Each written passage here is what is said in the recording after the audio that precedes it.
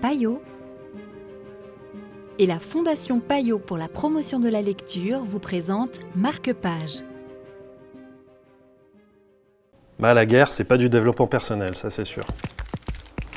Ma dernière lecture, donc, c'est Le combat d'Henry Fleming de Steve Cusor, qui est un dessinateur hallucinant.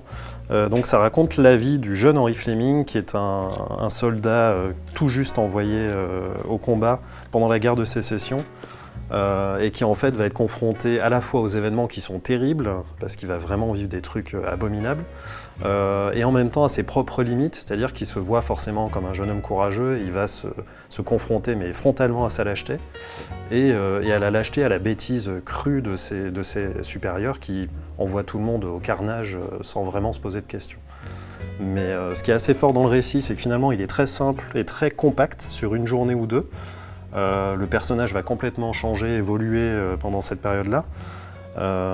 Mais ce qui est fou, c'est le dessin de Cusor, qui a toujours été très beau, mais alors là, il a atteint un niveau à la fois de détail, de puissance et de contraste qui est saisissant, quoi. C'est vraiment de très loin un des plus beaux livres de l'année.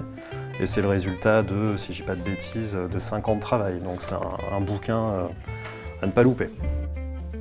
Steve Cusor, c'est un auteur qui est assez passionnant parce qu'il a un travail concentré sur l'Amérique.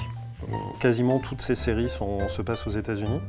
Là, cette fois, il a décidé d'adapter un roman qui est visiblement un classique de la période, donc c'est Le combat d'Henry Fleming de Stephen Crane, moi que je ne connaissais pas.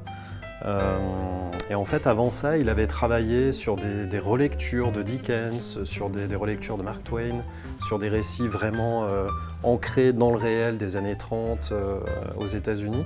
Donc c'était Black Jack, c'était Oh Boys. Mais son dernier grand bouquin, c'était le 5 étoiles de Coton Noir, qui était sur l'histoire inventée, mais incroyable, du premier drapeau américain. Donc déjà pendant cette période de la guerre de Sécession. Et là, il a vraiment poussé son dessin au maximum. Je pense qu'il a atteint le sommet. Donc il faut en profiter. Il y a une édition noir et blanc encore plus belle, mais déjà l'édition couleur est géniale, quoi. Ce qui est intéressant aussi avec ce bouquin, c'est vraiment son angle, puisqu'il est rapide. C'est vraiment pas un rythme habituel pour des récits de guerre qui souvent vont développer le conflit. Là, on est tout en bas, à hauteur des soldats de la piétaille, et on les suit jusqu'à la fin et malheureusement à une fin souvent tragique.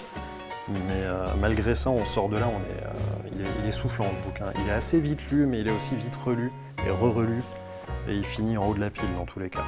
Donc je vous souhaite bonne lecture.